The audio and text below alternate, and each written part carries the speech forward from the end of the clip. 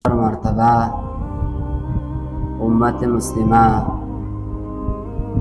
musulmonlar hammalari bilan bir joyda bo'lib qaviy bo'lishliklari ham zaruriydi. Mavzu shu ediki, dunyoni musulmonlarning o'rtasida yakka bir qishloq viloyat u kishvarni o'rtasida emas, balki tamom dunyoni musulmonlarini o'rtasiga vahdat, ittihod, bir bo'lishlik va yangidan bir martaba ummati muslimani va quvvati islomni bir joyga jamlashlari zarurdir.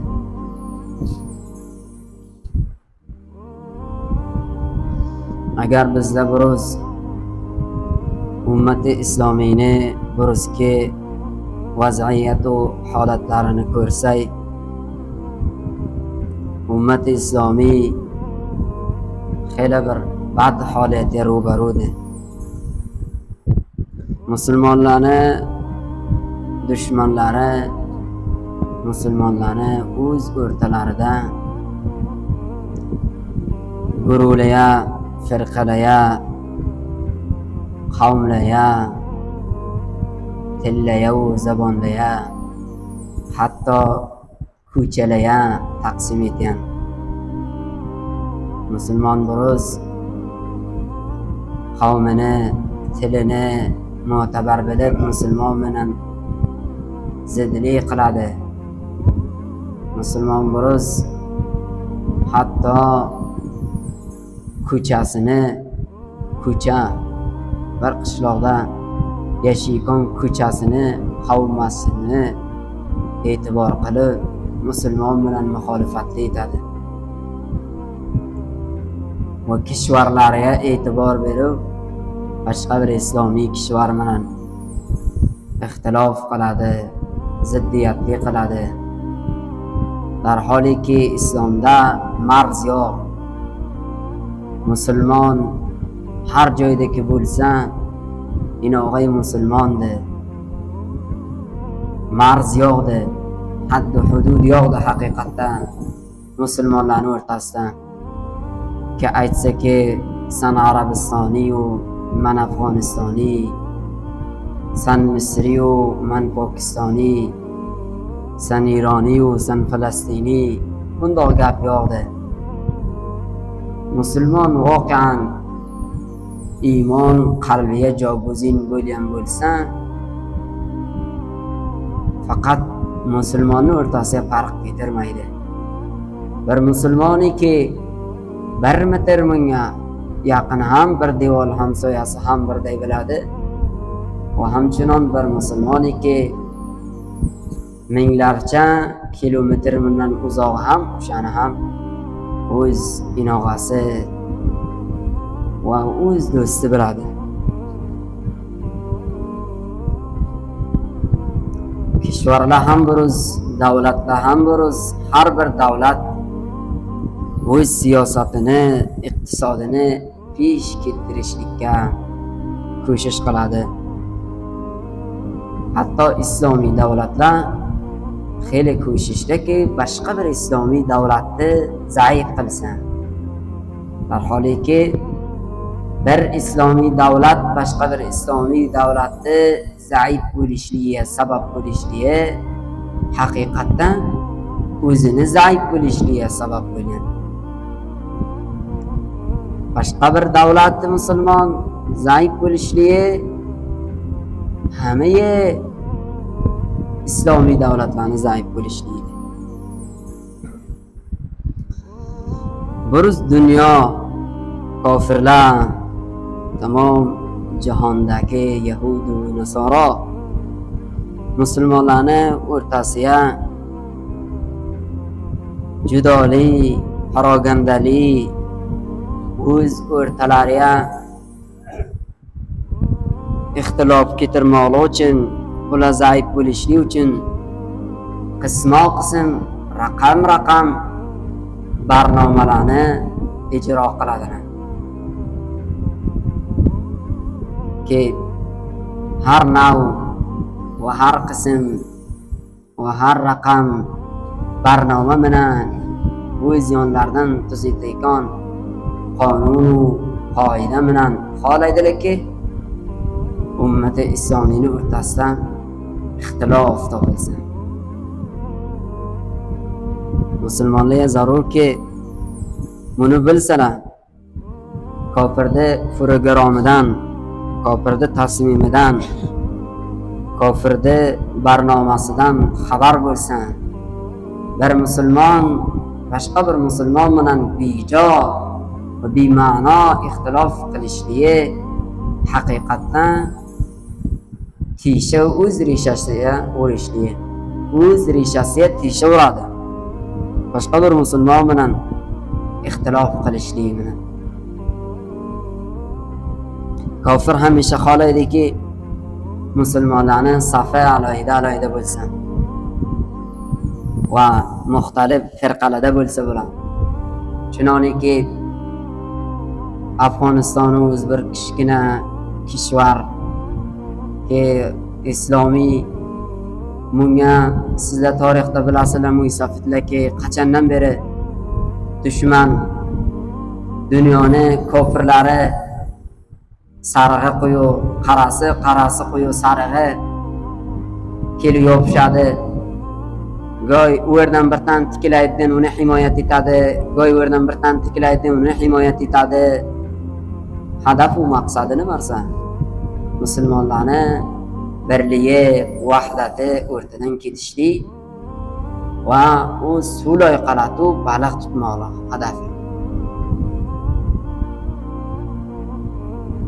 Mana bu ixtiloflarga sabab bo'lgan zotni ulamolar aytgan. Sabab bo'lgan zotlar riyosatni, chavkini, hukumatni muhabbatidir. Bir insoni noahl, bir insoniki besalohiyat, bir vazifaga tavonu qudrati yo'q. Bu bir nafarni ko'radiki, bu salohiyat va bu fikr va bu andisha tavonosi bor nafar bir vazifaga muvazzaf bo'ldi. Bu inson besalohiyat unga hasad qiladi. Xohlaydiki shuni chavkidan tushirsa, o'zi chiqsin. Shu uchun mana bu chavkka buni qo'lga yetishmoqligi uchun bu mardim o'rtasida raisu, valiyu, qo'mondonu, falonu piston tonilmoqligi uchun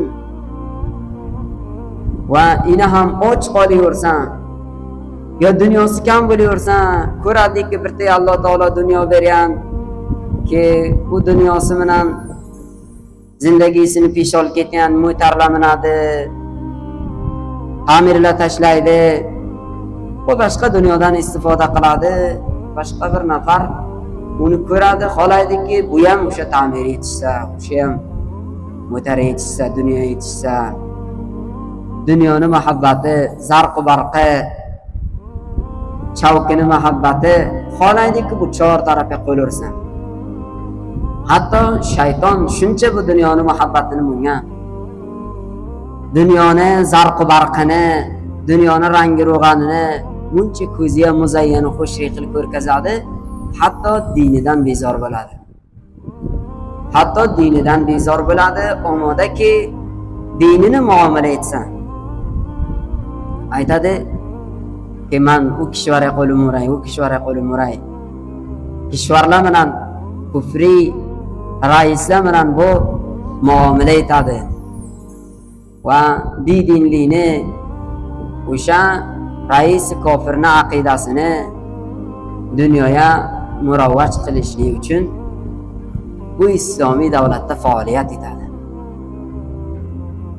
Faqat ixtilofga sabab bo'lgan har bir joyda, har bir mintaqada bir to'rtta qavmdan tutib to bir kishvar, hatto lukka islomiy davlatlarning o'rtasidagi bo'lgan ixtilof shuki chavki talabli. Man palonni tonilay, mani gapim bo'lsin, men peshqadam bo'lay. Darholiki bu gap yo'q. Har kimning salohiyati bo'lsa, shu peshqadam bo'lsin.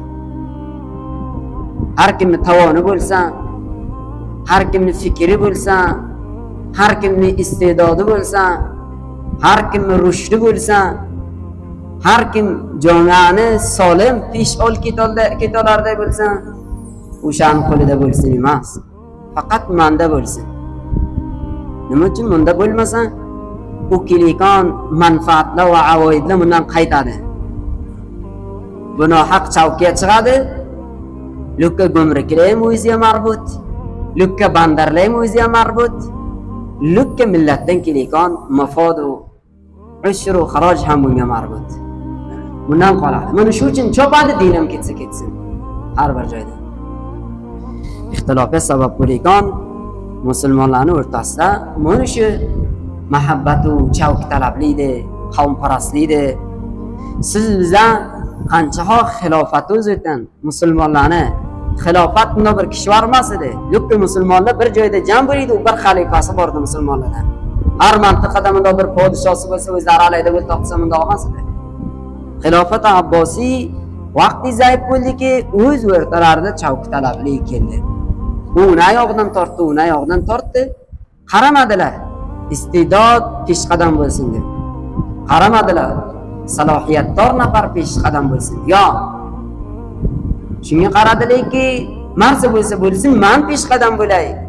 Ho qo'limdan shu ish kelsin, ho kelmasin. Ho shu mardimni denga men barobar qil to'xta yo to'xtama yo. Men peshqadam bo'lay. Shu uchun xilofat Abbosiy suqut qildi. Undulus ki siz bizda eshitgan bo'lsak, markaz islom edi bir vaqtda. Hatto zamoniki kofirlar Undulusni shikast bergandan sonra bir kitobxonasini kitoblarini oldilar degan. Daryoga tashladilar. Ulamolar aytadiki, to qancha muddatgacha daryoni suvi qara bo'lib oqdi. Bir kitobxonani kitoblaridan. Alloh alam to 6 oygacha. 6 oygacha bir kitobxonani kitoblarini daryoga tashlashlik bilan Undulusni kitobxonalaridan daryo to 6 oygacha qara bo'lib oqdi o'shaning ichidagi bor ranglardan. Shuncha markaz islom bo'lganida, shuncha kitoblar tasnif va ta'lif bo'lganida, pas bilaylik, muncha ulamolar bor edi, muncha musulmonlar qaviy edi. Shuning uchun Undulus shikast edi. Shu uchun shikast ediki, o'z o'rtalarida ixtilof topdilar. Har kim xohladiki, men peshqadam bo'lsam, har kim xohladiki, men rais bo'lsam, salohiyati bo'lsin, bo'lmasin. Ummat islomiy mutavajjih bo'lsa, Undulus kishvar islomiy markaz islom qo'ldan ketgandan beri izzati qolgani o musulmonlar. Dunyoda agar islomiy davlatlardan bir tasiya kofir g'olib bo'lsa, u shikast bersa, tamom musulmonlarga jihad farz bo'ladi. Beg'am bo'lmaylik-ki, men o'z o'yimda guzaronimni o'tkazib to'xtayveray va bas shunday. Musulmon shuki shishay nomus olam dar bag'aldori mo. Tamom olam bir nomus bo'lsa, bir oyna bo'lsa, nomusi bir oynaday bo'lsa, shu oyna bizlarning qo'limizda bor. Faqat bizda shundayki, hammamiz bir oynaday. Bir kishvardi, bir musulmonni dunyoda agar obro'yi ketsa, agar unga shikast kelsa, oyna saroy sholi bo'lmaydi. U taraf ham shikast keladi. Hamchinon xilofat Usmoniyki qanday bir xilofat edi. Qancha bir dunyoga hukmronlik qildi. Qancha bir muttaqi podsholar o'tdi. O'shalarning vaqtida Konstantiniya, Istanbul fath bo'ldi. O'shalarning vaqtida qancha qalamro va islom pishraf qildi. O'zda xilofat Usmoniy. Hatto xilofat Usmoniy zamonidagi Sulton Muhammad Fatih vafot etdi. Vafot etgandan sonra kofirlar 40 ro'zgacha jashn oldi. Chunki kofirlar shuncha zarbasini yetishtirgan edi. Shu xilofat Usmoniy nima uchun o'rtadan ketdi? Shu uchun o'rtadan ketdikki, voqean Alloh taolo bularga fazl va martaba bergandi. Payg'ambar sollallohu alayhi vasallam hadisi bilan barobar keldi. Shu fazilni boshqa mardim ko'ra olmadi. Shu martabani boshqa mardim ko'ra olmadi. Avvali bilan uzoq emas, o'z arablari o'zki nasli payg'ambar sollallohu alayhi vasallamdan turklar keldidan Arabistonga hukumat qildi. Arabistonga podshohlik qildi. Arabistonning katakonlari ham turklardan edi, chunki xilofat bir tarafdan agar riyosat va mudiriyat bo'lmasa mushkulot keladi. Va arablar aytdiki, "Hu, shu turklar kelib bizga katakonlik etsinmi?" Darholiki o'zi ham qilmadi shu ishni. Ular kelib katakonlik etmasa siz qiling edi. Shu bilaycha siz xilofatni tiklang edi. Shu bilaycha siz musulmonlarni hojatlarini, musulmonlarning niyozlarini barobar qiling edi. Yo, aytdiki shu turklar kelib bizga kattalik qiladi. Darholiki Alloh taolo Turkiya martaba berdi. Alloh taolo tarafdan zalikal fadlu minalloh. Behtar shu ediki siz qabul etib to'xtasangiz. Birdek Alloh taolo bir qavmiga, bir millatga Alloh taolo kamyoblik beribdi, kattalik beribdi, boshqalar shu menga kattalik etadi deydigan gap bema'ni gapdi. Haqiqatda o'z arzishini yerga to'kadi. O'z obro'yini yerga to'kadi. Shunday ham bo'ldi. Xilofat Usmoniy bor pula musulmonlarni qancha sha'nu shavkati bor edi, qancha izzati bor edi. Shu uchun musulmonlar mutavajjih bo'lishlik kerak. Vahdat borasida sohibi salohiyat nafar kursi uchavkida raisu katakon bo'lishlik borasida, amonatdor nafar katakon bo'lishlik borasida xeyla oyatlar bor. Behtarin namunasi Hazrat Yusuf alayhisolatu vassalom. Hazrat Yusuf alayhisolatu vassalom zamoniki zindondan chiqdi. Zindondan chiqqandan so'ng podshoh aytdiki, "Qala ja'alni ala khazainil ard inni hafizun alim." Zaminni xazinalariga, ya'ni bu xazinalarga, bu podshohlikni zaxiralariga, bu bug'doylarga, bu sarmoyalarga ma'ni muqarrar qilgining. Hazrat Yusuf alayhisolatu vassalom bu yerdan martaba talab etmaydi. Chunki biladiki, boshqa mardim agar mardimga rais bo'lsa, chunki u nabiy o'zi aytadi, hafizun alim. Man hafiz hamman, hifozat etgan, xiyonat etmayman. Alim hamman, buni ilmini bilaman ham. Xiyonat etmayman, xiyonat etmayishligini, buni chalini o'zi biladi. Shu uchun aytdi, ma'ni muqarrar qiling dedi. Chunki bilaydiki, boshqa nafarlar agar muqarrar bo'lsa, bu gumrukni, bu bandarni, bu mardimning kelayotgan avoidni yarpisi emas, o'shdan ikki bo'lib o'zidan bo'laydi. Har kim o'z hissasi olaydi. Ana shu uchun aytdiki, ma'ni muqarrar qilganing dedi. Chunki bu xiyonat etmaydi. Chunki bu o'z hissasi olmaydi. O'zi ham masraf va xarj qilmaydi mardimdan kelayotgan avoid va foyda va manfaatlarni. Ana shu uchun musulmonlar zarurki sohibi salohiyat nafar ra'sda qaror topsin. Har bir zotda shundoq. Chinoylik siz bizlar aytgan avvaldan eshitganki, bir ustoz, bir sohibi salohiyat ustoz bo'lmasa, menday bir nafar kelsadan, xishti olsadan bir o'toq tashlayman desa, bilauziki bir joyi 1 santim olsa yadi, boshqa bir joyi 20 santim olsa yadi. Agar sohibi salohiyat bo'lmasa, men kelib da'vat etanim bularniki. Mana bir ustoz desam, shu o'toqni qo'yinglar, sizlar qo'yinglar. Men mullayam. Men bilaman ham. Qur'ondan ham xabarim bor, sunnatdan ham xabarim bor. Ki shu xishni men qo'yaman, men ustozlik qilaman degan bilan. Yo'q. Sohibi salohiyat nafarlar bo'yat kursilar va chavkilarda o'ltirsalar u suratda vahdat keladi. Bo'lmasa vahdat bu xudxoli, bu kissalarni to'ldirmoqlik, bu xafakoyi tiqishli, bu gumruklardan va bu bandarlardan bi hisob va kitob, lakha pulni olib, ta'mir va qasr tashlishli, mana bular bilan vahdat kelmaydi. Hech vaqtda vahdat kelmaydi. Musulmonlarning vahdati haqiqatda Qur'on va sunnat bilan bo'ladi. Musulmon fikri bo'lsinki, ahadis muborakada keladiki, mafhumi shu. Musulmonni gumroh qilgan zot dunyoda, dunyo talabli, chunoniki daromadli, chavki talab qiladi, pul talab qiladi, mol talab qiladi, ta'mir talab qiladi, motor talab qiladi. Mana shu uchun musulmonlarning o'rtasida ixtilof tashlaydi. Bu zotlar ham musulmonni fikr va andishasi bu zotlarga qarab ketmasin. Siz bizga zaruriyki avvalgi sahobalar, tobiin, salaf, avvalgi buzurgorlar qaysi tariqadagi ravish etgan bo'lsa, bizlar ham boyab o'shanda ravish qilsak. Alloh subhanahu va taolo aytadiki: "Minal mu'minina rijalun sadaqu ma ahadullohi alayhi, faminhum man qada nahbahu va minhum man yantazir." Islomki bizlarni bu mintaqalarimizga yetishgan, tamom dunyoga paxsh nashr bo'lgan. Chunki avval bir toifa bor ediki, avvalgilardan ular Alloh taolo bilan ahd qilgan edi. Ular ahdiya, qarordodiga amal qildi. Ularki dunyodan o'tdi ketdi. Sayyi solim ahdlariga vafo qildi. Va ina ham bulardan bir toifasi muntazirdi. Muntazirdiki har vaqt biron hodisa bo'lsa, haqni sobit etishlik uchun bular qo'ldan kelgan ko'shishni qiladi. Bizlar faqat vaqtdan to'lan bir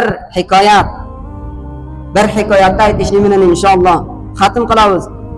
Hazrati Rabiat ibn Amir raziyallohu ta'ala anhu zamoniki Fors, o'sha bilimizda Amerikada bir katta saltanat va podshohligi bor edi.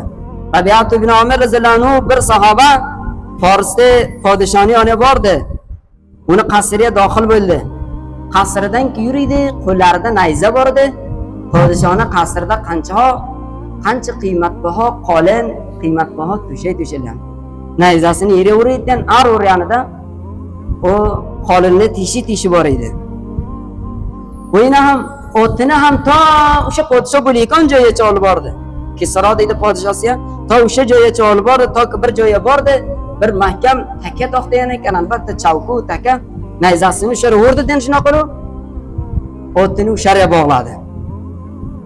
Uni qolini bu tishilmasin, bu kir bo'lmasin, mana o'tin bu yerda yurishlik yaxshi bo'lmas, mana bunga tavajjuh etmadi. Faqat bidune farro qo'liga nayzasini oldidan to'shayin tishi o'taverdi. Hatto o'tgacha o'sha podshohning yoniga olib bordi. Zamoniki podshoh bu holatni ko'rdi ki Hazrati Rabiat ibn Amir raziyallohu ta'ala anhu o'zi to'shayni ustida o'ltirmadi. Bu qiymatbaho qolinni ustida chavkini ustida o'ltirmadi, yerda o'ltirdi. Yerda o'ltirdi. Podshoh ko'rdidan aqli hayron qoldi. Buni qaradi dedi, biduni parvo bu to'shaylarning tishi borotdi, qolinlarning tishi borotdi, o'tini ham sherol keladi, ham o'zi qolinni ustida o'ltirmaydi, yerda o'ltiribdi. Aytdi, unga nima uchun to'shayni ustida qolinni ustida o'ltirmaysan? Hazrat Rabiat ibn Amir raziyallohu ta'ala anhu aytdilarki, bizlar dunyoni bu qolinlarida o'ltirmaymiz. Bizlarning hadafimiz dunyoni bu qolinlarida o'ltirishlik emas, yoki dunyodan istifoda qilishlik emas. Podshoh aytdiki, qaysizlar nima qilasizlar dunyoda kimcha chopasizlar? Tamom joyga dinni yetishtirib javob olasizlar. Hazrat Rabiat ibn Amir raziyallohu ta'ala anhu aytdilarki, ibta'athanallohu ta'ala linukhrij man sha'a min ibadati al-ibadi ila ibadati Allah wa min dhiqi ad-dunya ila sa'atiha. Bizlarni Alloh taolo dunyoga shu uchun mabus qilgan, shu uchun yuborgan, shu uchun bizlar dunyoda qad ko'rkazgan. Shu jihatdanki Alloh taolo xohlagan nafarlarni, bandalarni ibodatini qilishlikdan Alloh taoloning ibodatini qilishlikka chiqarsak. Bandani ibodatini qilishlik durust emas. Bizlar aytsakki, bu falon olim bundoq aytibdi, falon podshoh bundoq aytibdi, falon kattakon bundoq aytibdi, gap shuni gapi yo'q. Bizlar hadafimiz shuki, mardimni, bandalarni ibodatidan Alloh taoloning ibodatiga chiqarsak. Kim ham bo'lsa bo'lsin, hattoki valavki shayxul hadis agar gapi Qur'on va sunnatga muxolifde, gapi mu'tabar emas. Chunki Hazrati Rabiat ibn Amir raziyallohu ta'ala anhu aytdilarki, bizning hadafimiz shuki, bandani ibodatini qilishlikdan Alloh taoloning ibodatiga bizdan chiqarsak. Shuni bizlar mutavajjih bo'laylik. Ota yo shunga o'xshash bir katakon mutavajjih bo'lsinki, nohaq gapdan avlodiga gapini yurtchoq bo'lsa, avlod etmasa, avlod muoxaza bo'lmaydi. Ammo lekin buruz nima marsada katakonlar xohlaydiki, mardim bularni o'qishi bilan o'qsin. Darholiki Alloh taborak va taolo qonun qo'ygan. Alloh subhanahu va taolo kitob yuborgan. Payg'ambar sallallohu alayhi vasallam sunnati bilan kamyob bo'lishlik uchun. Bizlar hatto o'z avlodlarimizda haqiga, avlodlarni haqiga hatto rahim qilmaydilar. O'shalarning haqiga xiyonat qilib javob oladilar. Toza to'y bo'ldi, mullavachalarni men To'yga qo'ymadim. Chunki menga parvosi yo'qki to'yga boradi yo bormaydi. Chunki bir ro'z to'yga bordi, bir mulobacha bir darsdan qoldi, misli zanjirday silsila o'rtasidan qata bo'ladi. 5-6 dars ildaga nuqs etadi, 5-6 darsim keyin nuqs etadi. Bir darsdan qolishi bilan mulobachalar uni o'zi biladi. To'y bo'ldi bizda chunki dars o'qiladi, mulobachalar qo'ymadik, ba'zilarining o'talari o'sida bo'ladi. Darholiki mulobacha o'zi rozidir. Kim madrasada bo'lsa u darsi tark bo'lmasa, o'tasi shalla bo'ladiki, bu mulobacha to'yga borsin, buni o'qishi bilan o'qisin. Bizlarning halokatimiz mana shu sababli. Bir katakon shuni xohlaydiki, tamom ma'lum shuni o'qishi bilan o'qisin. Darholiki sen nima marsada? Inson mutavajjih bo'lsin, katakon biz har bir zotan bo'lsang. Bir kitob o'qib ko'rdimki, o'sha kitobda aytgan inson g'urur qilmasin, meni gapim bo'lsin demasin. Darholiki aytadiki, bizlarning gapimiz bo'lmadi.